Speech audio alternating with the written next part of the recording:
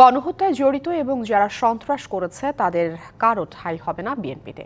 এ নিয়ে নেতাকর্মীদের নির্দেশনা দেয়া আছে বলে জানিয়েছেন বিএনপি মহাসচিব মির্জা ফখরুল ইসলাম আলমগীর।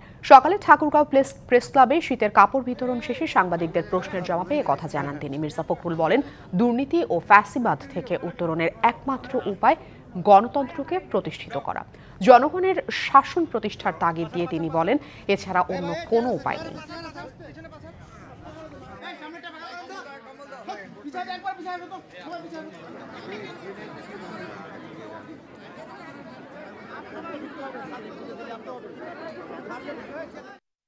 এইটুকু বলতে পারি যে আমাদের এখানে খুব নির্দেশ দেওয়া আছে।